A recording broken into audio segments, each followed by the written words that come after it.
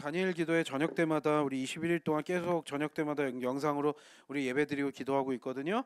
오실 수 있을 때마다 오셔서 같이 참여해 주시면 너무나 좋을 것 같습니다. 또 강사 보시고 여러분들이 또 좋을 때 또 오시면 또 좋을 것 같아요. 그리고 다음 주가 벌써 이제 추수감사절이면 1년 더 마무리잖아요. 이제 거의 이제 한 달밖에 안 남았는데 다음 주가 추수감사절입니다. 11월 셋째 주 추수감사절로 다음 주일 지킵니다. 그래서요. 다음 주에 식사를 준비해 주신대요. 그래서 다음 주에 식사하고 마지막 주에 식사가 없는 걸로 이게 그렇게 알고 계시면 되고요. 다음 주에 추수감사절로 저희 지키겠습니다.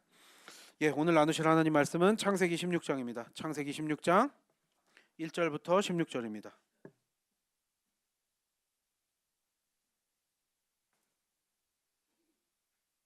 창세기 16장 1절부터 16절입니다. 한 절씩 읽겠습니다. 제가 먼저 읽겠습니다. 아브라함의 아내 사레는 출산하지 못하였고 그에게 한 여종이 있으니 애굽 사람이요 이름은 하갈이라.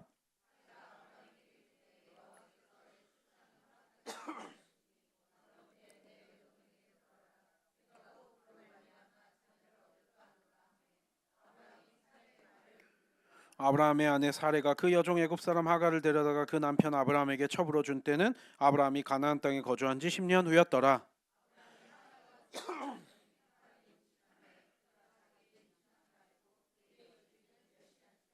사레가 아브라함에게 이르되 내가 받는 모욕은 당신이 받아야 옳도다. 내가 나의 여종을 당신의 품에 두었거늘 그가 자기의 임신함을 알고 나를 멸시하니 당신과 나 사이에 여호와께서 판단하시기를 원하노라.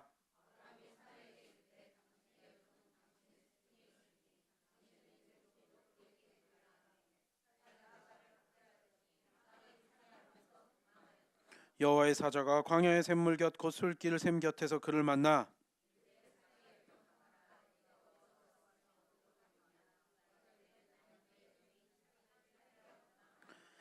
여호와의 사자가 그에게 이르되 내 여주인에게로 들어가서 그 소아에 복종하라.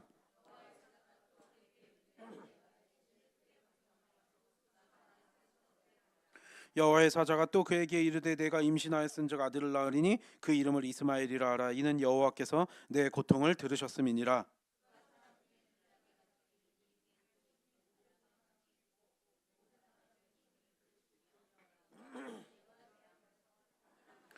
하갈이 자기에게 이르신 여호와의 이름을 나를 살피신 하나님이라 했으니 이는 내가 어떻게 여기서 나를 살피시는 하나님을 배웠는고 함이라.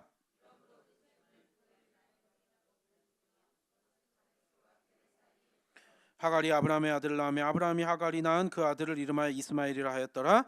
하갈이 아브라함에게 이스마엘을 낳았을 때 아브라함이 86세였더라.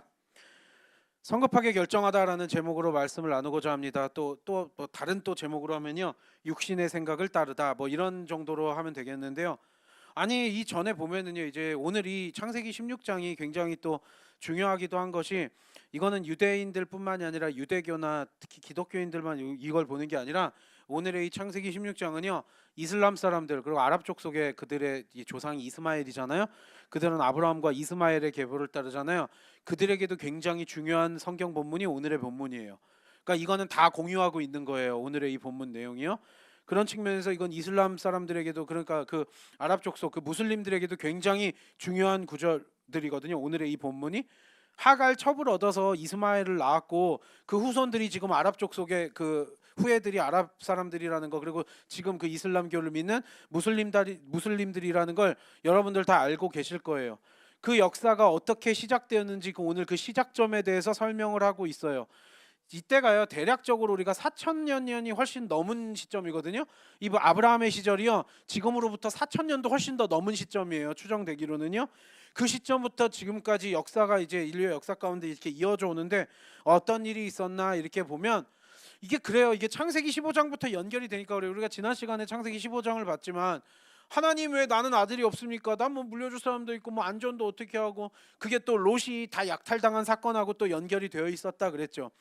아니 롯도 그냥 한 번에 뭐 사병 300명 거느리고 있고 뭐 해도 내가 자식 한 명 없고 믿을 사람 없고 내 종한테나 이거 물려줘야 되고 하나님 뭐 자손 번성시켜 준다더니 뭡니까? 그렇게 좀 불평불만 원망 섞인 어떤 질문을 했을 때 다시 한번 하나님께서 달래주시면서 약속을 해주세요. 아니야, 너 그 엘리에셀이 후사가 아니라 내가 너한테 후사를 줄 거야. 그러니까 상속자 할 사람 내가 너 자손들 번성시켜 줄 테니까 그 약속의 말씀을 믿어라. 다시 한번 약속의 말씀을 해주세요. 그리고 아브라함이 그 말을 그대로 믿었더니 하나님께서 그거를 흡족하게 여기셨어요. 우리가 그 구절을 보고 지금 오늘 여기 보면은 갑자기 뜬금없이 첩을 얻어요. 그 사건을 이후에 이제 여기에선 이제 중요한 것은 사례 아브라함의 아내 사례가 이 일을 시작을 했고요. 이 일을 벌이긴 했지만 어쨌든 공동 책임이에요. 아브라함도 같이 그렇게 여기에 엮였으니까요. 아브라함이 75세 때 나와서 지금 10년이 지났어요. 그래도 주시겠지. 그리고 사례도 여러분 그런 거 있잖아요. 우리가 이제 일부일처제 이 그 시대를 생각해 보면 여러분 지금은 하나님께서 일부일처제를 성경적으로 만드신 게 맞아요. 그리고 우리가 남녀 성비만 봐도 하나님이 기가 막히게 1대1로 50-50으로 맞춰 주시잖아요. 그런데 지금은 요즘 뭐 지금도 뭐 이슬람권이나 이런 데는 뭐 와이프 4명까지 얻어도 된다 이런 나라도 있고 그런 민족들도 있기는 하지만 지금은 이제 이 현대 시대 때 와가지고는 기본적으로 일부일처제가 됐어요. 하지만 지금도 아닌 동네들은 있고요. 그런데 여러분 우리가 뭐 조선 시대 때만 보고 우리나라만 봐도요. 뭐 모든 사람이 그건 아니라 일부일처제인 사람들도 있었지만 양반들이거나 뭐 권력이나 돈을 가지고 있거나 그러면 우리 민족들도 뭐 처벗고 이런 것들이 그렇게 오래되지 않은 과거에만 해도요. 본처가 있고 첩을 얻어가지고 사는 사람들이 상당히 많았다라는 거예요. 그러니까 그 문화가 여러분 일부일처제가 되게 오래된 게 아니라 역사적으로 봐도 어떻게 보면 일부다처제가 더 오래됐고 일부일처제가 더 얼마 되지 않았다라는 걸 우리는 알 수 있는데 고대 시대 때를 여러분 생각해 보자고요. 고대 시대 때는 일부다처제가 뭐 그렇게 흉이나 흠이 되는 시대가 아니었어요. 왜냐하면 지금은 여러분 우리가 여자들 남자들 뭐 이혼도 잘하고 여자들이 자기 자식 돈 벌어가지고 키우면서 이러는 경우들이 요즘에 많아요. 특히 젊은 세대들은 더해서 좀 이혼이 더 쉬워졌다. 왜냐하면 여자들이 사회생활 똑같이 하고요. 돈도 벌고요. 이제는 뭐 어느 정도 이 보호도 받을 수 있고 이런 게 있어요. 법적인 시스템들이 있어서. 하지만 지금은 그렇기 때문에 이혼해가지고 여자가 애들 키우고 뭐 벌어먹여 살리고 이러는 가장이 꼭 남자가 아닌 경우들도 지금은 많이 생기지만 예전엔 그렇지 않았다고요. 여자들이 그때는 자기 자신을 보호할 수도 없었고 사회생활을 하면서 막 이렇게 먹여 살릴 수 있는 이것들이 아니었기 때문에 여자들이 그런 권력이나 이 부를 가지고 있는 사람 밑에서는 한 남자가 여러 명의 여자를 거느리면서 처가 있고 첩들이 있는 것들이 어떻게 보면 뭐 세계를 뭐 어떤 문화권을 통틀어서도 흔히 볼 수 있었던 거고 고대 시대에는 더 그랬죠. 근데 여기에 보면 되게 놀라운 게 뭐 그렇게 그때 처나 첩을 얻는 것들이 이상한 시대가 아니고 일부 다처제 시대였음에도 불구하고 아브라함이 그 나이가 지금 85세거든요. 지금 떠난 게 75세고 우르 땅을 지금 10년이 지났다고 오늘 여기에 나오니까 85세가 됐고 사라는 10살 어리니까 75세예요. 지금의 똑같은 75세, 85세로 보기엔 좀 쉽지가 않다. 수명이 더 길다. 감안을 한다라고 하더라도 나이가 상당히 먹은 상태이잖아요. 그렇죠?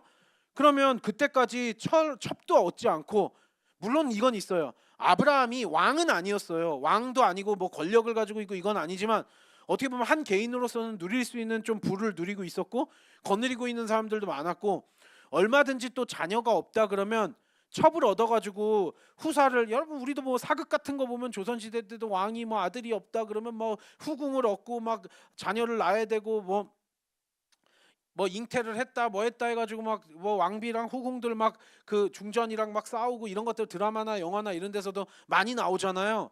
그게 왜 그래요 여러분? 그 자녀를 대를 잇고 이런 것들이 굉장히 중요해가지고 그런 문제들 때문에 싸우고 또 거기에 또 여인들이 엮여가지고 또 온갖 암투와 싸움 뭐 이런 것들이 있는 것들 우리가 그거는 충분히 예측 가능하잖아요.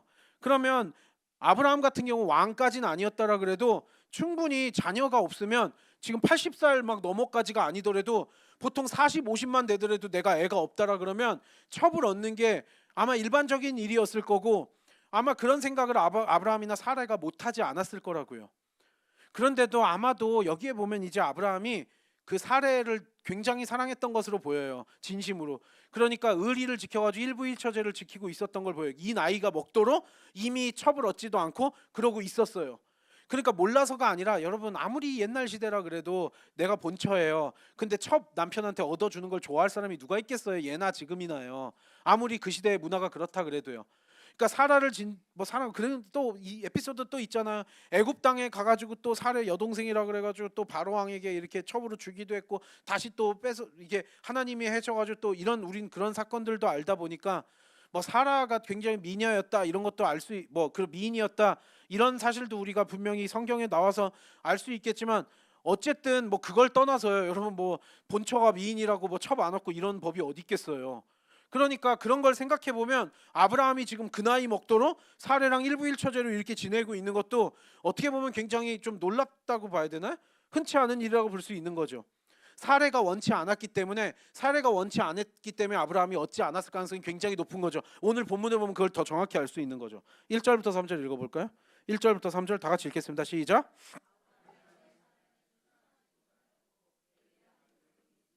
애굽 사람이여 이름은 하갈이라. 사레가 아브라함에게 이르되 여호와께서 내 출산을 허락하지 아니하셨으니 원하건대 내 여종에게 들어가라. 내가 혹 그로 말미암아 자녀를 얻을까 하노라 하매 아브라함이 사레의 말을 들으니라. 아브라함의 아내 사레가 그 여종 애굽 사람 하갈을 데려다가 그 남편 아브라함에게 첩으로 준 때는 아브라함이 가나안 땅에 거주한 지 10년 후였더라. 아마 여인들은 사라가 다 관리하고 있었을 것 같아요. 주인으로서 아브라함이 남자들 이렇게 관리를 하고. 애굽 사람 하갈이래요. 젊은 여인이었겠죠. 그러면 아마도 그때 애굽 땅에 갔을 때 그때 종들이랑 재산들을 줬다가 썩 꺼져 이러면서 다시 몰수하지 않고 종들이랑 재산들 그냥 아브라함에게 준 채로 그냥 보내줬다 그랬잖아요. 하나님의 경고를 듣고 바로 왕이. 그때 아마 하갈이 애굽 사람 그 여종으로서 어린 여종으로서 들어오지 않았을까. 그래서 젊은 여인이다 보니까 하갈이 아마도 애굽 사람이다 보니까 뭐 다른 원래부터 같이 거느리고 있었던 종이 아니다 보니까 아마 사례가 나이도 어리고 이러다 보니까 자기 몸종으로 쓰면서 내 말도 잘 듣고 이렇게 컨트롤할 만하니까 얘를 통해서 애를 좀 낳아가지고 내가 하갈이랑 이렇게 그 애들 관리하면서 내가 살면 되지 않을까? 그런 어떤 좀 얄팍하면서도 그런 인간적인 생각이 사례에게 들었던 것 같아요. 이제 나는 여자로서는 거의 끝난 나이다. 그동안은 미련이 좀 있었고 아직은 내가 여자로서 날 수 있다는 소망이 있었고 하나님의 약속도 받아가지고 아브라함이랑 그렇게 서로 위로하면서 지냈을 텐데 여러분 뭐 지금도 애를 낳고 싶은데 애를 갖지 못할 때는 얼마나 여인들이 마음이 안 좋고 상처가 많고 이래요? 오죽했겠어요. 75살이 먹도록 애가 안 생겨요. 왜 안 생기는지 몰라요. 근데 하나님이 허락하시질 않아요. 그러니까 얼마나 마음이 아니었겠어요. 그리고 첩을 얻어주는 것도 마음이 좋진 않았을 거예요. 하지만 자기가 봤을 때 애굽 사람 하갈 정도면 얘는 나이가 어리고 내가 어느 정도 컨트롤할 수 있지 않을까? 이런 생각으로 분명히 했겠죠. 그렇게 하갈이 또 막 이렇게 뒤통수 친다 그래야 되나? 그렇게 여기진 않았고 충분히 내가 이렇게 컨트롤할 만하다라고 여기니까 하갈을 첩으로 삼아서 얘랑 일단 애라도 낳아보라고 이렇게 한 거죠. 하나님께서 내 출산 안 허락하니까 내 여종이라도 줄 테니까 일단 첩으로 삼아라. 그래가지고 근데 여기 2절이 굉장히 재밌어요. 그렇게 첩 얻자 그러니까 아브라함이 하나님의 약속도 지금 받은 상태인데 그러자고 아브라함이 사레의 말을 들으니라. 이게 아브라함이 사레의 말을 쉽게 순종했다 이 소리거든요. 아브라함이 사레에게 순종했다는 뜻이에요. 여기 이 구절이요. 여러분 우리 그런 얘기 하잖아요. 들어야 될 말은 안 듣고 안 들어야 될 말은 듣고 막 이런 얘기들 많이 하잖아요.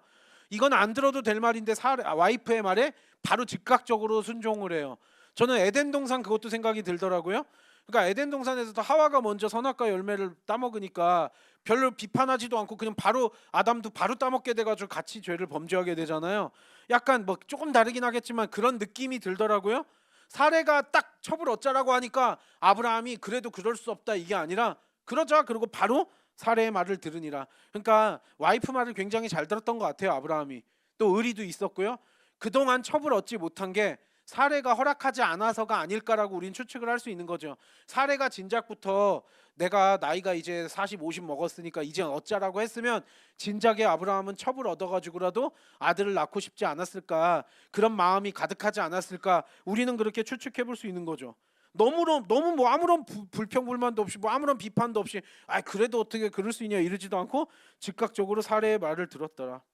아니 하갈은요 애굽 여인인데 나이도 어리고 젊은 여인인데 아브라함이 아직 생식 기능이 남아 있다 보니까 뭐 그렇게 어렵지 않게 바로 임신할 수 있었겠죠. 그래서 바로 몇 달 만에 임신해서 배가 불러오기 시작을 하네요. 문제는요 사례의 생각이 굉장히 성급하고 어리석었다는 걸 이제 알게 되는 거죠. 4절부터 6절까지 다시 한번 읽어보실까요? 시작.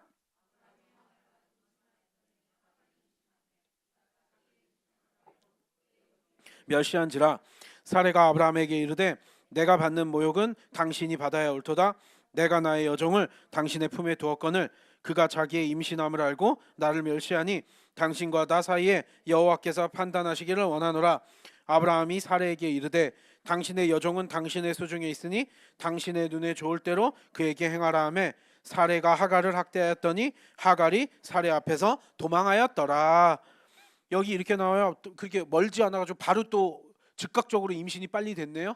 그러니까 분명한 거는 이 태문을 열지 않으신 게 사레에게 하나님께서 그렇게 하셨다는 게 밝혀지고 아브라함에게는 큰 문제가 없었다는 것까지도 밝혀지는 거죠.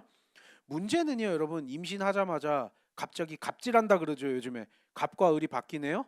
그래도 나이도 한참 어리고 나이도 한참 많은 사례 주인일 텐데 그동안은 주인으로 이렇게 여주인으로 잘 섬기다가 하갈이 이제 임신하기 시작하자마자 갑자기, 여러분 이거 있잖아요. 사람이 잘 안 변한다 그러기도 하죠. 근데 사람이요, 긍정적인 방향으로는 잘 안 변해요. 근데 여러분 교만해져서 아나무인해지는 거죠. 지금 아나무인이라 그러잖아요. 여러분 교만해져가지고 사람이요, 상황과 환경이 바뀌면 또 부정적인 방향으로는 또 굉장히 쉽게 변질되기도 해요. 뭐 원래 그 본성이 튀어나오는 걸 수도 있고요. 좋은 방향으로는 진짜 잘 사람이 안 바뀌어요.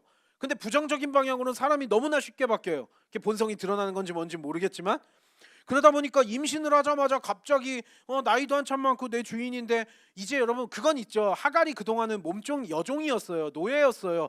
그러다가 이제 첩이 되고 정식으로 이제 첩을 삼은 거잖아요. 그러다 보니까 신분이 바뀐 건 확실해요. 물론 본처하고는 다르죠. 사라랑 동등한 위치라고 볼 수는 없겠지만 첩이 됐다라는 건 분명히 이제는 그 어느 정도의 권리를 주장할 수 있다라고, 이젠 종이랑은 전혀 다른 신분이 된 거예요. 그러니까 어느 정도 당당해지는 건 있을 수가 있다고 봐요. 근데 그렇다고 사례한테 막 대들면서 갑자기 덤비면은 너무나 웃기잖아요. 갑자기 나한테 뭔데 이래라 저래라 하냐 뭐 이러면서, 안 봐도 어느 정도인지 좀 그려지죠. 하갈이 어떻게 했을지 그려져요. 문제는 이거는 그나마 내가 만만해가지고 하갈을 얻어가지고 애를 낳으면 별 좀 뒤탈이 없지 않을까라는 사라의 생각이 어리석고 성급하고 굉장히 이게 짧은 생각이었다라는 게 여기서 바로 드러나는 거예요. 사례가 어리석었죠. 분명히 출산할 수 있는 나이라고 생각하지 않았기 때문에 그랬다는 것도 이해는 가지만, 여러분 지혜롭지 못한 판단이었어요. 결과적으로 지금 몇 달 만에, 첩으로 준 지 몇 달 만에 지금 이 문제들이 막 불거지기 시작하고 싸움이 생기기 시작한 거잖아요. 그리고 자녀를 낳는다라 그래도 라이벌이 생기고 또 상속자들이 생기면 굉장히 어떻게 보면 위험한 일이 많잖아요. 그래서 결국 우리는 알아요. 나중에 이삭을 낳은 이후에 그 이스마엘이 14살 많다 보니까 그 이삭 괴롭혀가지고 결국 하갈이랑 이스마엘을 나중에 쫓아낼 수밖에 없는 지경에 또 이르게 되잖아요. 이게 그렇게 쉽지가 않다고요, 여러분. 그러니까 인생이 그렇게 생각대로 되면 좋은데 이거예요. 그러니까 인간의 생각으로는 최선의 판단을 한 거라고 봐요. 애굽 갈 때도 마찬가지예요. 내 식솔도 다 굶어 죽일 수 없으니까 일단 애굽 가서 식량 얻어오자. 그랬다가 와이프를 여동생이라고 그러고 바로 왕한테 이른 게, 아브라함 입장에서는 머리 되게 굴려가지고 최선의 판단을 한 거라니까요. 지금도 사례 입장에서는요, 이제는 기다릴 만큼 기다렸어. 그러면 이제 아브라함이 아직 생식 기능 남아 있을 때 빨리 젊은 여자 얻어다가 이렇게라도 애라도 낳아야 되겠다라고 사례가 생각한 건 나름대로 남편도 생각하고 우리 가정도 생각하고 이래가지고 한 결정이었을 거라고요. 인간적인 생각으로는 머리 굴려서 한 최선의 선택이지 이걸 진짜 바보 같은 선택이라고 말할 수는 없잖아요. 여러분도 그 상황이라면 충분히 이런 판단을 할 수 있다고요. 하지만 이건 하나님의 약속의 자녀가 아니었어요. 그게 문제인 거죠. 하나님의 생각과 하나님의 뜻과는 분명히 달랐다는 거예요. 성급했어요. 좀 더 기다렸어도 됐어요. 능치 못할 하나님이심을 믿었다라고 한다면, 근데 사례는 아브라함만큼의 믿음이 아니었고 아브라함도 착각을 했던 거죠. 사례가 허락을 하면 이게 그래도 하나님 뜻이 아닐까라고 생각했을지 모르겠어요. 하지만 본인도, 우리가 그렇잖아요. 당연히 내 본처가 애를 못 낳으면 첩이라도 얻어서 애 낳아야 된다라는 게 일반적인 그때 당시의 생각이었다라 그러면 아브라함도 왜 첩 얻을 생각을 젊은 시절부터 안 했겠냐고요. 사례가 오케이 하자마자 바로 첩을 얻는 장면을 보면서 아브라함이 믿음이, 그래도 아브라함은 여기 보면 이제 의리는 있죠. 의리는 있어서 이제 사라가 막 울면서 이게, 그리고 아브라함을 오히려 원망해요. 아이 사라가 하라는 대로 했는데 아브라함도 와이프가 막 원망하는 거예요. 이거 당신 때문입니다. 당신 하나님께서 이거 판단해 주셔야 됩니다. 막 이러면서 내가 여종 줬더니 이게 뭐 하는 겁니까? 막 하면서 했더니, 그래도 아브라함도 되게 의리가 있어요. 그러니까 일부 일처제를 그동안 해왔던 것도 아브라함이, 여러분 그래서 우리가 뭐 남자가 됐든 여자가 됐든 바람 피는 사람들은 또 한편으로는 의리 없다 이렇게도 표현을 하잖아요. 물론 그 음란의 문제이기도 하고 하지만 의리가 없으니까. 근데 참 아브라함은 의리가 있어요. 하갈이 젊은 여인인데 애 뱄으니까 갑자기 돌변해서 야 그래도 내 애를 베고 있는데 함부로 하지 마 뭐 이렇게 할 수도 있잖아요. 근데 정말 진심으로 사례를 사랑했던 것 같아요. 그래서 아브라함이 사례한테 당신 여종이니까 당신 거니까 당신 마음대로 하지 나한테 이래라 뭐 하지 말고 하고 싶은 대로 하라고 이렇게 한 거예요. 하갈이 내가 첩삼았다고 내가 아니라 나한텐 당신이 우선입니다라고 하는 거 보니까 아브라함이 사례에게 의리를 지키기도 하는 장면이 보이기도 하고 우리나라 말로 할 때 그냥 의리죠. 진짜 의리이기도 하고 진심으로 사례를 사랑했다라는 게 여기서 보여지기도 하죠. 너 원하는 대로 해. 당신이 원하는 대로 하지. 내 말 듣지 마. 당신이 원하는 대로 당신 여종을 마음대로 해라. 그러니까 당연히 사례가 다시 하갈에게 가가지고 아브라함이 거기서 딱 침묵하고 있으니까 이제 사례가 하갈을 혼낼 수가 있는 거죠. 다시. 그래서 여러 가지로 뭐 쥐어 박았는지 손찌검을 했는지 욕을 했는지 모르겠지만 혼을 냈죠. 어디서 건방지게 이러냐 그러면서 뭐 했겠죠. 그러니까 하갈이 도망치게 되는 장면이 나오는 거예요. 임신한 상태로. 사례도 어리석었고요. 하갈도 좀 어리석어요. 한편으로 봤을 때. 하갈도요. 애굽에서 그래 젊은 여인인데 사례 말을 잘 듣다 보니까 사례가 이렇게 첩으로 삼아줬으면 여러분 그런 거 있잖아요. 지금 나이 차이도 한참 나요. 몇 살이 정확히 모르겠지만 하갈은 젊은 여인이고요. 사례는요 지금 75살이에요. 그러면 당장 죽을 나이는 아니라 그래도요. 여러분 지금 첩으로 들어가서 얌전 지혜롭고 영악하다 그러면은요 하갈이 조금 더 영악했고 좀 부정적인 말로 영악하고 좋은 말로 지혜로웠다라 그러면 첩으로 들어갔어요. 그럼 거기에서 처음부터 갑질하면서 살해하고 뭐 아브라함한테 큰 소리 쳐야 돼요. 좀 겸손히 자녀를 아들 낳고 딸 낳고 뭐 여럿 낳다 보면 그리고 시간이 흘러가다 보면 아브라함이랑 사례는 늙어가요. 그럼 자기 자식들이 자연적으로 상속자가 돼요. 그럼 생각을 해보자고요, 여러분. 우리가 발톱을 그렇게 빨리 드러내는 게 현명해요? 여러분 발톱을 임신했을 때 애를 지금 낳은 것도 아니에요. 임신한 상태에서 그렇게 발톱을 드러내버리면 사라가 가만히 어이구 그래 임신했어 그러면서 네 원하는 거 다 해줄게 이럴 줄 알았어요? 당연히 싸움 나죠. 인간이란 게 그렇게 사례도요 그 생각대로 된 게 아니라요. 인간의 하갈도 어리석은 거죠. 10년, 20년, 30년 지나가지고 자녀들 여럿 낳고 그러다 보면 자연적으로 자기 주인인 사례도 늙어갈 거고 그리고 아브라함도 그런 생각을 한다라 그러면 좀 10년이고 20년이고 30년이고 얌전히 겸손하게 자녀 키우면서 있으면 나중에 그 모든 것들이 자기의 것이 될 수도 있는 거잖아요. 그러니까 하갈도 참 어리석은 거죠. 생각이 짧고 답답해요. 그러면서 이제 7절로 넘어가서 하갈이 이제 도망치는데 여기에서 이제 하갈을 하나님의 사자가 만나요. 이게 천사일자 하나님의 사자가 나타나는데 이 7절부터 14절이요. 그러니까 이슬람교를 믿는 무슬림들이라 그러죠. 그들이 요거를 굉장히 주의 깊게 보는 그들의 뿌리가 되는 어떤 본문이에요. 왜냐면요. 하갈을 하나님의 사자가 찾아오셔서 이스마엘이랑 하갈을 인정해 주시는 장면이 여기 나오는 거거든요. 뭐 완전히 인정이라고 보긴 그렇겠지만 이거는 분명히 하나님의 약속의 하나님의 계획이었어요. 아브라함과 사레의 실수였어요? 실수예요. 그들이 성급하게 얻었지 하나님의 계획이 아니었다고요. 그런데도 어떻게 보면 하나님께서 하갈 입장에서도 좀 억울한 건 있잖아요. 어리석고 사례한테 달려들어가지고 갑질하고 이런 것들을 혼나 마땅한 일이라고 볼 수도 있겠지만 한편으로 봤을 때 하갈은 우리 주인 사례가 아브라함 우리 주인님하고 결혼하라 그래서 내가 결혼했고 그래서 임신을 했는데 그것 자체로만 봤을 때 하갈 입장에서는 좀 억울할 수도 있잖아요. 물론 바보같이 어리석은 일은 했지만 사례한테 대든 것 자체는요. 그런데 여기에서 하나님께서 하갈이랑 이 뱃속에 있는 이스마엘을 버리시지 않고 그대로 살려주시면서 은혜를 베푸시는 거죠. 도망을 쳤어요. 그러니까 사자가 나타나요. 9절부터 11절 읽어볼까요? 9절부터 11절 다 같이 읽겠습니다. 오늘 본문 시작. 그 소아에 복종하라. 내가 임신하였은즉 아들을 낳으리니 여호와의 사자가 또 그에게 이르되 내가 임신하였은즉 아들을 낳으리니 그 이름을 이스마엘이라 하라. 이는 여호와께서 내 고통을 들으셨음이니라. 하나님께서 그 고통을 들으시고 이스마엘이라고 이름도 지어주시고 하나님의 사자가 하갈에게 찾아온 거예요. 그래서 예언의 말씀을 남겨주신 거예요. 지금 하갈은 하나님의 사자가 자기를 찾아와서 이 예언의 말씀을 남겨주신 게 너무나 기뻤던 거예요. 그러면서 너 다시 사례한테 들어가서 순종해 라고 명령을 받아요. 그리고 말 잘 듣고 거기에서 나 이스마엘이라고 하고 너의 고통을 들었다라고 하는 거죠. 그래서 여러분 이 구절을 보면 이제 예언. 그래서 여러분 저도 무슬림 친구들하고 이렇게 같이 어울렸던 적이 있었거든요. 그러면 이 성경 이야기를 해요. 그럼 제가 크리스찬인 거 알고 그들은 아는데 이제 이슬람과 크리스찬들의 대화인데 끝이 없어요. 싸움이 나면 저는 저대로 이제 이런저런 얘기를 하고 그들은 그들대로 얘기하면 그들이 얘기하는 본문이 이 본문이에요. 이 무슬림들은 코란을 가지고 있고 무함마드 선지자의 1500년 전에 그 계시를 보고 그들은 이슬람 그때 생긴 거잖아요. 하지만 그들의 뿌리는 지금 이스마엘이거든요. 그들은 아브라함과 이스마엘을 계보로 이렇게 된 거잖아요. 그 지금에 있는 중동에 있는 사람들이요. 그러다 보니까 창세기 봐라. 창세기 보면 하갈을 하나님께서 하나님의 사자가 하갈을 찾아와서 이스마엘도 축복을 하고 하나님께서도 하갈과 이스마엘을 인정을 하셨다. 그러니까 이 구절을 창세기를 딱 무슬림들은 또 얘기한다니까요. 이 본문은 유대인이나 무슬림들 다 알고 있어요. 그래서 여러분 기독교인들 우리만 이걸 보는 게 아니라 이슬람교를 믿는 사람들도 이건 너무나 중요한 거예요. 잘 봐. 하갈 하나님의 사자가 찾아와가지고 위로해 주면서 이스마엘 번성하게 준다 그러고 나름대로 축복을 해줬어. 이게 사실 완전한 축복은 또 아닌데요. 읽어보면 이제 12절 보면. 그런데 그렇기 때문에 결과적으로 하갈이 첩이기는 하지만 우리가 적자냐 서자냐 뭐 이런 얘기 하잖아요. 본처의 자식이냐 첩의 자식이냐 뭐 홍길동이 뭐 서자고 뭐 이런 얘기도 우리 역사에도 있잖아요. 그런데 그래도 너희들이 그 어쨌든 첩의 자식이면 서자 아니냐라고 제가 얘기했더니 그 친구들이 무슬림들은 왜 얘기해요? 아니다. 큰아들이 중요한데 분명한 건 이스마엘이 큰아들이라는 거예요. 이삭이 둘째고요. 이게 무슨 얘기인지 아시겠어요? 어디서부터 이게 시작이 되는지 아시겠어요?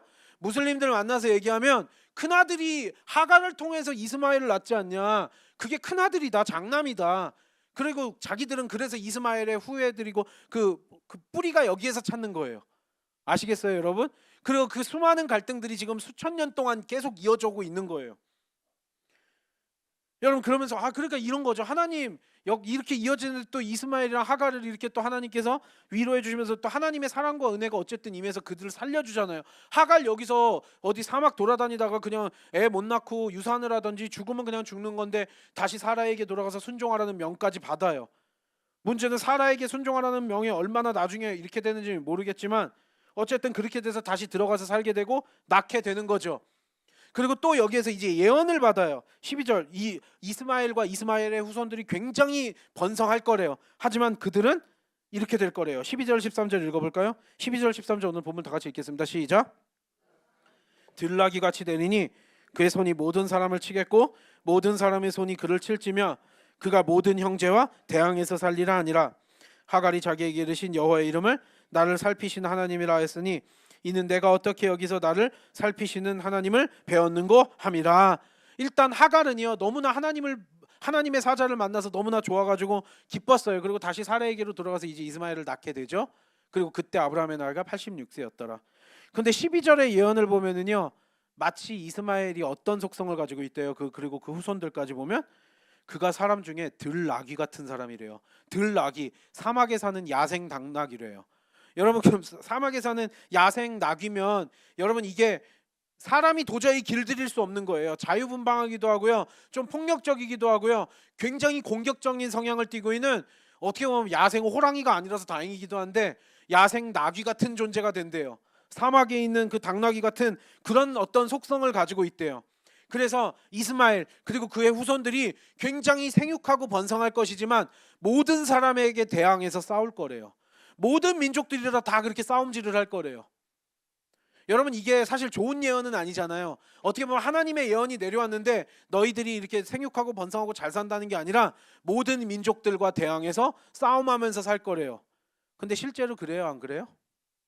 그러니까 지금 여러분 이게 4,000년이 지난 역사 가운데 지금 보면 지금도 이스라엘 팔레스타인 뭐 이란하고 전쟁하고 뭐하고 맨날 이러고 있지만 사실 유대인과 중동 사람만의 문제예요. 언제든지 싸움은 벌어지고 테러를 하고 그리고 1500년 전에 나중에 이때부터요 여러분 이슬람교라는 게 사실 예언 중심의 종교거든요.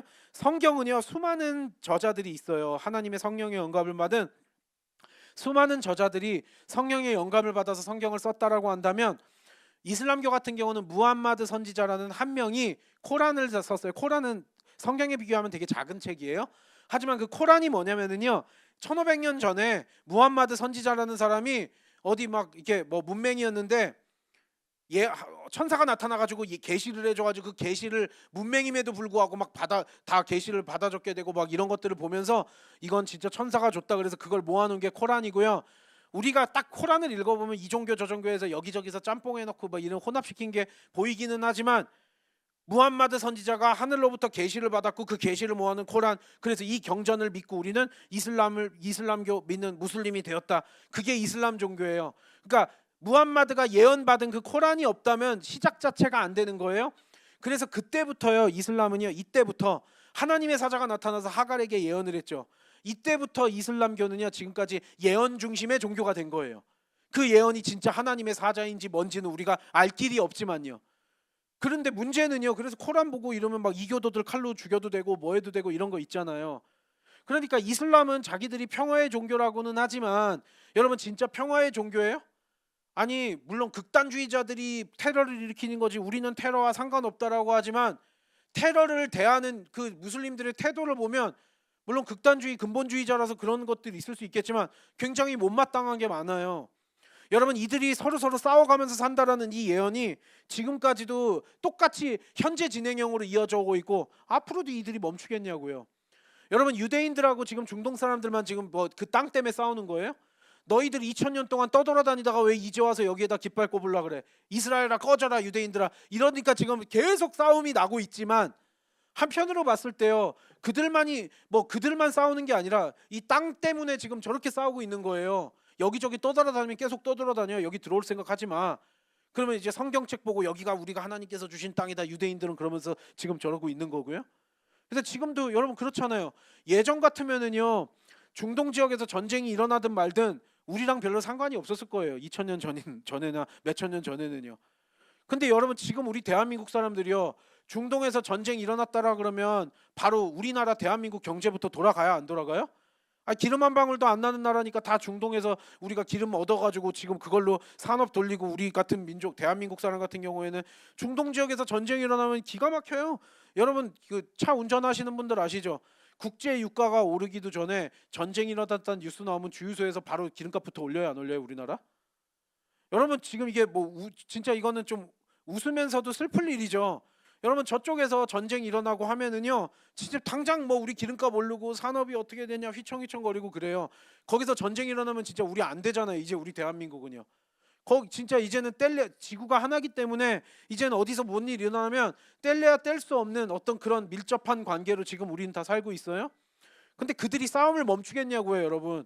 성경 여기 창세기에도 보면 들 나귀 같아가지고 맨날 이민족 저민족 모든 사람들이랑 다 그렇게 맞서가지고 싸우는 게 그들의 근본적인 속성이고 예언이 돼 있는데, 여러분, 그래서요, 무슬림들은요, 자기들은 평화의 종교라고 하지만 솔직히 못마땅한 것들이 굉장히 우리 입장에서는 많을 수가 있고, 모든 사람들이 다 나쁜 사람이라고 우리가 매도할 수는 없겠지만, 그들 중에 분명히 테러를 일으키고 막 무고한 사람들을 죽인 다음에 자기들은 천국 가서 알라의 상급을 누리면서 살겠다 그러고 지금 그러면서 테러를 저지르는 거 아니에요.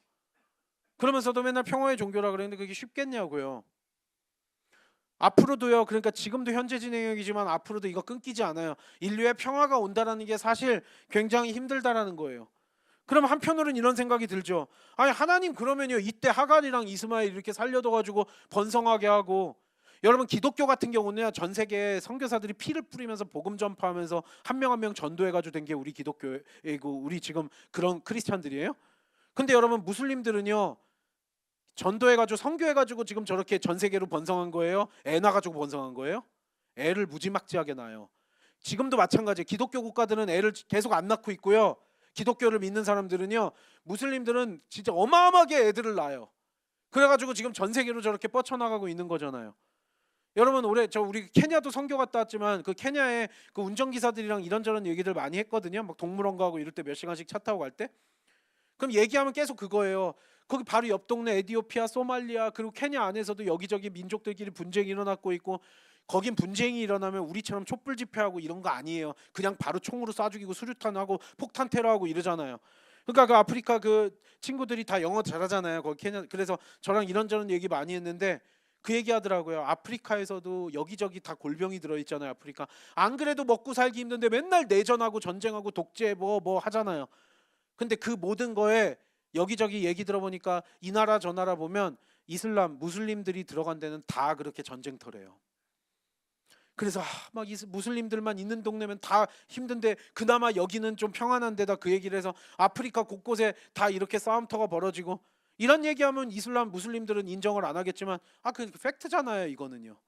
아 이거 전 세계에 지금 벌어져 있는 거 지도 펼쳐놓고 보면 다 그렇잖아요, 여러분. 여러분 그리고요 이게 다른 종교들이랑만 싸우는 게 아니에요, 여러분. 이슬람교 안에서도요 자기들끼리도 종파가 나눠져 가지고요 수니파랑 시아파랑 서로 원수처럼 맨날 싸우는 거 아세요, 모르세요? 시아파가 이란이고요 수니파가 사우디가 중심이에요. 자기들끼리도 아주 불구대천의 원수처럼 그렇게 자기들끼리도 얼마나 싫어하는지 아세요? 그들끼리도 서로 테러하고 싸우고 뭐하고 해요. 성경에 나온 예언 그대로예요, 아니에요? 몇천 년 동안 이어져 오고 있는 거예요. 그 갈등이 그러고 끝나겠어요? 참 답답해요. 아 그럼 하나님 왜 이때 하갈이랑 이스마엘 이렇게 내버려 두셨냐고요. 그리고 번성하도록 내버려 두셨냐고. 우린 이런 질문이 들 수 있겠지만 우리가 그 이유까지 어떻게 다 알겠어요? 우리가 그건 알 수 있는 부분이 아닌 거예요. 하나님 왜 하갈하고 이스마엘 그리고 막 후손 번성하게 해줘가지고 지금까지도 어떻게 보면 우리나라가 무슬림들이 우리나라 사실 섬나라 같잖아요. 지금 북한이 막혀 있고 그러다 보니까 그러지.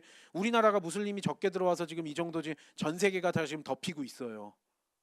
이슬람교로요. 하도 애를 낳아가지고요.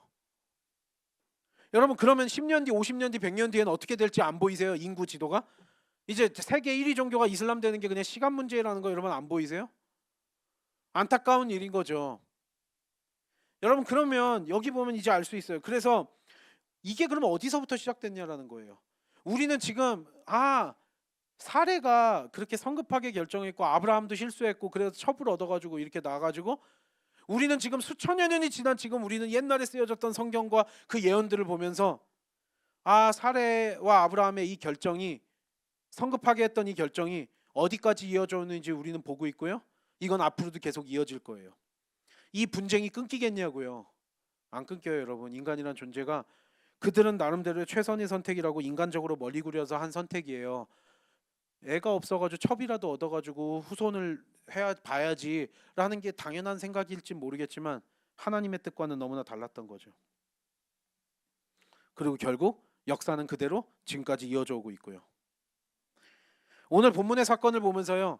육신의 생각을 따르는 것과 성령의 생각을 따르는 것, 이걸 갈라디아서의 사도 바울이 이 오늘의 본문을 통해서 설명을 하고 있거든요. 이 구원받는 율법과 은혜에 대해서요. 갈라디아서 4장 21절부터 23절 볼까요? 갈라디아서 4장 21절부터 23절 다 같이 읽겠습니다. 시작. 내게 말하라. 자들아 율법을 듣지 못하였느냐? 하나는 여종에게서 하나는 자유 있는 여자에게서 났다 하였으며 여종에게서는 육체를 따라 났고 자유 있는 여자에게서는 약속으로 말미암았느니라. 갈라디아서 4장에서 이 설명을 하는 게요. 하갈하고 사례를 봐라. 여기서 뭐라고 나와요? 하갈이 이스마엘 얻은 건 육체를 따라 낳은 거래요. 하지만 하나님께서는 사례를 통해서 분명히 본처인 사라를 통해서 하나님께서 이삭을 주시기를 원했어요. 하지만 14년이나 더 먼저 85세 때 15년 전에 사고를 친 거예요. 그래가지고 육체를 따라 낳았대요. 그 육신의 생각을 따라 낳은 게 하갈과 이스마엘이었다라는 거예요. 그러면서 율법과 은혜를 설명해요. 이걸 통해서 하갈과 살의 경우 못 봤냐? 육체의 생각을 따라 하갈 낳아가지고 이스마엘 낳아가지고 그렇게 지금 저렇게 된 거 안 보이냐? 그러면 하나님께서 원하고자 하시는 거는 사례를 통해서 이삭을 주시는 거였다. 하나님의 약속의 자녀는 이삭이었지 하나님의 약속의 자녀가 이스마엘이 아니었다라는 거예요. 그건 우리가 볼 수 있죠. 그러면 여기에서 이제 그거예요. 어떻게 이걸 구원을 설명하느냐? 율법과 은혜라는 거예요. 우리가 신앙생활을 해도요. 종교생활 내가 뭐 장로야 권사야 뭐 이래도요. 신앙생활을 자기 나름대로 하는 경우들이 있어요. 여러분 우리가 명백하게 이단 사이비처럼 이상한 교주 섬기고 막 이러는 건 구원이 당연히 없죠. 하지만 저도 어렸을 때 이런 설교를 많이 들었거든요. 왜냐면 우리가 교단들끼리도 싸우는 게 있고 저 참 이런 설교 여러 번 교회에서 들었던 것 같아요. 개신교 목사님들한테 우리 한국 목사님들한테 로마 카톨릭은 다 구원이 없어서 다 지옥 간다. 저요 로마 천주교 비판할 거 많이 있고요. 도저히 제가 받아들일 수 없게 천주교에 비판할 것들은 분명히 있어요. 성경적이지 않은 것들도 많고요. 하지만 저도 그런 설교를 듣고 들은 적이 여러 번 있다고요.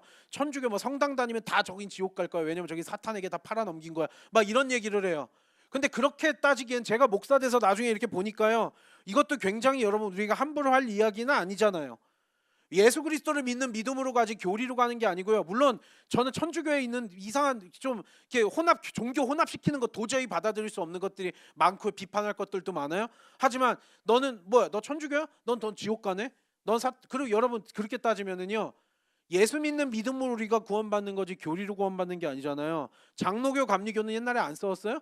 순복음도 뭐 이단이다 너네 맨날 뭐 랄랄랄라 나하고 뭐 신비주의고 뭐고 막 이래가지고 뭐 오순절파들 막 이렇게 막 비판해가지고 막 거기 이단이다 뭐다 이러면서 싸우다가 이제는 그러지 말자 이러고 있잖아요. 여러분 우리가 교리로 구원받는 거예요? 뭐 나는 정통 보수다 이래가지고 하나님이 정통 보수만 구원받게 해요? 저도 아는 목사님들 중에 뭐 교단별로 막 해가지고 막 그 교단은 뭐 WCC에 가입해서 사탄에게 영혼을 팔아넘겨서 거긴 이제 구원이 없다 막 이런 얘기들 할 때 제가 그렇게까지 함부로 판단할 건 아니지 않습니까? 예수 믿는 믿음으로 가는 거죠. 여러분 생각해 보세요. 제가 목사 됐지만 제가 목사로서 이렇게 지내고 살면서 이렇게 보니까요. 목사인데도 예수 안 믿는 사람들이 있더라고요. 목사인데요. 뒤에서 그래 물론 제가 판단할 수 있는 부분도 아니기도 해요. 왜냐면 그 사람이 나중에 뒤로는 알고 보니까 온갖 나쁜 짓들 하고 있어요. 제대로 하나님 믿는 사람이면 저렇게 부정직하게 저렇게 살 수가 없거든요. 온갖 나쁜 짓들 하면서 음란하고 더럽고 막 온갖 더러운 짓들 하는데 나중에 목사라고 알고 보니까 막 사기꾼이었고요. 이러는 경우들도 저도 여러 번을 제가 직접적으로 겪어봤고 간접적으로 겪어본 적이 있기 때문에 뭐 목사라고 선교사라고 누구를 믿진 않아요. 예수 안 믿어도 얼마든지 거짓말하고 사기꾼 될 수 있더라고요. 마찬가지예요. 교회 나온다고 다 예수 믿는 거 아니잖아요. 정통 보수인 교회를 나오니까 다 천국 간다는 거 누가 어떻게 보세요? 여러분 하나님께서 구원을 결정하실 일이고요. 예수 그리스도를 믿는 믿음으로 우리가 구원받는 거지 어떤 교리를 뭐 믿고 뭐 어떤 한다고 되는 거 아니잖아요, 여러분. 종교 생활을 했는데 여러분 마찬가지로 신앙생활 오래 했는데 아유 저 집사님은 그래도 저렇게 성실하고 저러니까 저 사람은 천국 갈 거야. 그리고 나한테도 잘해. 근데 저 사람은 저 하는 싸가지 보니까 싸가지도 없고 전 믿음 없는 것 같아. 저 집사님은 지옥 가지 않을까? 우리 머릿속으로 우리가 그렇게 판단할 수도 있다라는 거예요. 그게 있을 수 있는 일이에요? 아니라고 여러분. 은혜로 구원받은 자들은 은혜로 구원받은 자들답게 살아야지 함부로 판단 정지하지 말라는 거예요. 이건 하나님의 권리를 넘보는 거예요. 심판이고요. 구원을 시켜주시냐 마냐는 하나님께서 결정하실 일이에요. 뭘로요? 예수 그리스도를 믿는 믿음을 통해서요. 그리스도의 의가 우리에게 전가된 거지 우리가 의를 쌓을 수 있어요? 그러니까 사도 바울이 그 얘기하는 거예요. 육신을 따라가 살면 쓸데없는 소리예요. 신앙생활을 30년하고 50년 했는데 이상하게 율법주의자들 돼가지고 남들 판단 정죄만 잘하네요. 은혜는 흐르지 않고요. 할례를 받는 게 그렇게 중요해요? 아니 그러면은요 뭐 우리도 뭐 예수 안 믿어도 포경수를 다 받잖아요. 그럼 그 사람들 다 선택된 하나님의 백성이 되는 거예요? 아니잖아요, 여러분. 안식일을 어떻게 지키냐, 옷을 어떻게 입냐, 먹을 거 어떻게 입냐, 어떻게 내가 뭐 이걸 잘 지키고 저걸 잘 지키고 헌금은 딱 몇 프로를 내야 되고 뭐 해야 되고 이러면 구원받아. 우리가 그런 차원으로 설명할 수 있는 게 아니잖아요. 근데 인간들은요 예수 믿어도 율법 몇 개를 더 지키면 구원받고 덜 지키면 구원 못 받고 이런 게 아닌데 자기 나름대로 판단을 해요. 여러분 마찬가지예요. 우리가 교리로 구원받고 교단으로 구원받아요? 아니잖아요, 여러분. 예수 그리스도를 믿는 믿음으로 구원받는 줄 믿습니다. 그리스도를 믿을 때 그 그리스도의 의가 우리를 의롭게 해주셔서 우리가 구원받을 수 있고 우리 안에 성령님이 오시는 거지 우리가 우리를 이룰 수 있는 게 아니라고요.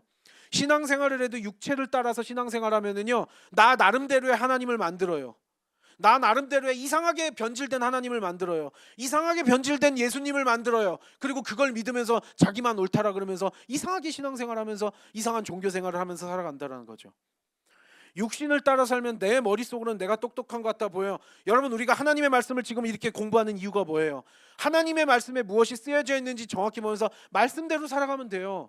근데 그렇지 않고 내 머리로 내 육신 하나님의 말씀대로 성령 영을 따라 살아야 되는데 육신의 생각을 따라 사니 이렇게 아브라함과 사레가 여러분 우리가 역사를 보면 이때 하갈 첩을 안 얻고 이스마엘을 안 얻었으면 인류의 역사가 또 어떻게 바뀌었을지 우리가 딱 보여요 안 보여요? 여러분 우리는 그런 거예요. 그래서 우리가 인간의 생각을 따라 살 때 자기들은 자기 나름대로 머리 굴리고 여러분 그래서 우리 믿는 사람들은요 하나님께서 예비하신 길을 따라가는 게 좋은 삶이라는 걸 깨닫고요 너무 쓸데없이 머리 안 굴리면서 살아도 돼요. 나한테 주신 달란트대로 한 걸음 한 걸음 살아가면은요 하나님께서 어련히 잘 인도해 주시지 내가 발버둥 치고 내가 높이 올라갈 거야 발버둥 치는 자들이 우리가 아니라고요. 높이 올라갈 사람은 하나님이 올려주실 거고요. 또 하나님께서 한 달란트 받은 자들은 받은 대로 5달란트 받은 자는 받은 자들대로 하나님께서 귀하게 여기시면서 우리를 자녀 삼아주시고 영광 받으실 거라고요. 믿으세요 여러분? 그러니까 인간의 생각을 따라 살다가 발버둥 치다가 함정에 빠지고 망하는 길로 가는 경우들이 너무나 많다라는 거예요. 자기 딴에는 최선의 생각이었어요. 하지만 하나님의 뜻과는 거리가 멀었어요. 하나님의 약속이 아니었다고요. 근데 결과적으로 이런 일을 저지르게 되었고요. 그걸 우리는 역사 가운데 그리고 지금 현재도 우리는 그거를 계속 목격하면서 살아가고 있는 거죠. 우리의 노력, 그러니까 구원도 이런 거예요. 예수 그리스도를 믿는 믿음으로 구원받았으면 전적인 은혜인 거예요. 그러니까 우리가 교만을 떨 이유가 있어요, 없어요? 여러분, 우리는 그러니까 누가 천국 가냐 지옥 가냐 막 뭐를 하면서 하는 것 자체도 이게 참 얼마나 불필요한 일인 거예요. 내가 그래도 쟤보다는 깨끗하다 뭐하다 하면서 상대적인 우월감 가지면서 연약하고 이렇게 이런 자들을 더 막 멸시하면서 내가 하찮게 여기면서 산다라 그러면 그건 기독교인들의 태도가 아닌 거예요, 여러분. 이슬람이요, 그들이 믿는 알라와 우리의 하나님이 다른 이유는 그거예요. 그들은 칼로 이교도들 막 죽여도 된대요. 여러분, 우리 기독교인들한테 그거 허락이 되었어요? 안 됐어요, 여러분. 우리가 극우나 극좌에 빠져가지고요 막 이상한 폭력적인 행동하고 사람들 선동해가지고 이런다 그러면요, 그건 우리의 기독교 신앙이 아니에요, 여러분. 하나님이 그렇게 하라고 하지 않으셨어요. 예수님도 그거 단호하게 거절하셨어요. 민족주의 막 내세우면서 뭐 하면서 하는 거요? 예수님이 얼마나 단호하게 배척하셨어요. 우리가 지금 그렇게 쉽게 생각하면, 그러면 야, 이슬람 쟤네도 우리도 같이 그렇게 싸워가지고 전쟁 일으키죠. 아, 그러면 인생이 쉬워지죠. 근데 하나님의 방식이 그게 아니에요. 하나님의 방식은 피 흘리면서라도 복음 전하면서 한 영혼 한 영혼 깨우면서 살아가래요. 그리고 우리는 그 말씀대로 순종하면서 살아가는 거예요. 여러분, 그러면요, 그들이 믿는 알라와 우리가 믿는 하나님은 근본적인 속성이 다른 거예요. 아무리 아브라함을 공유하고 있다라고 하더라도요. 믿으세요, 여러분? 그래서 근본적으로 다른 거예요.